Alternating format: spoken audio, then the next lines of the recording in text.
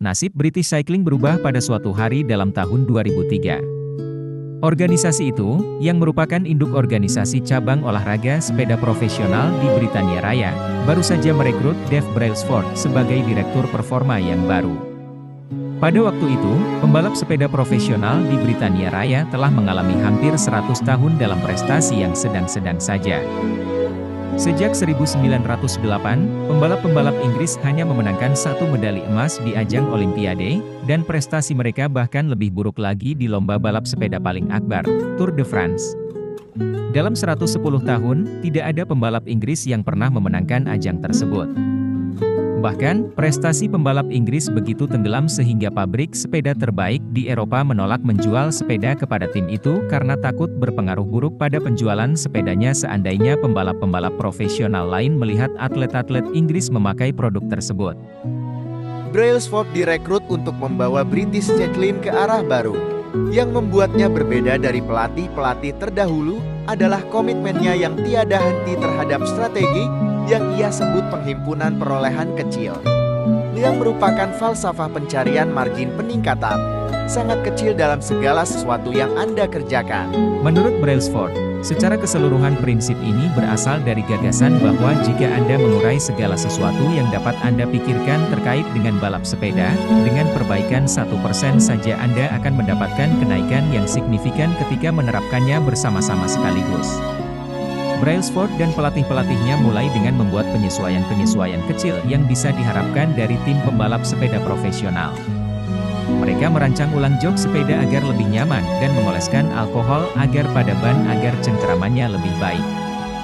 Mereka meminta para pembalap memakai celana pendek dengan pemanas listrik guna mempertahankan suhu otot sewaktu bersepeda dan menggunakan sensor-sensor biofeedback untuk memonitor reaksi-reaksi tiap atlet terhadap suatu latihan.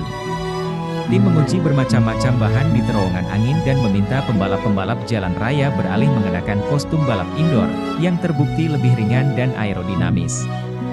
Akan tetapi, mereka tidak berhenti di situ.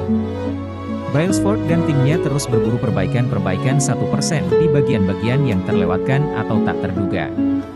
Mereka menguji bermacam-macam gel pijat untuk melihat mana yang menghasilkan pemulihan otot paling cepat. Mereka membayar seorang dokter untuk mengajari tiap pembalap cara terbaik mencuci tangan guna mengurangi peluang terkena virus influenza. Mereka menentukan jenis bantal dan kasur yang memungkinkan tidur lebih nyenyak bagi tiap pembalap. Mereka bahkan mengecat bagian dalam truk tim dengan warna putih, yang memudahkan mereka melihat debu-debu kecil yang biasanya tidak langsung terdeteksi padahal berisiko menurunkan performa sepeda yang telah disetel dengan baik. Ketika perbaikan-perbaikan ini berikut ratusan perbaikan kecil lain diakumulasikan, hasilnya datang lebih cepat daripada yang pernah dibayangkan. Hanya 5 tahun sejak Brailsford direkrut, tim British Cycling mendominasi baik balap sepeda jalan raya maupun sirkuit di ajang Olimpiade 2008 di Beijing, tempat mereka secara dahsyat memenangkan 60% dari total medali emas yang diperebutkan.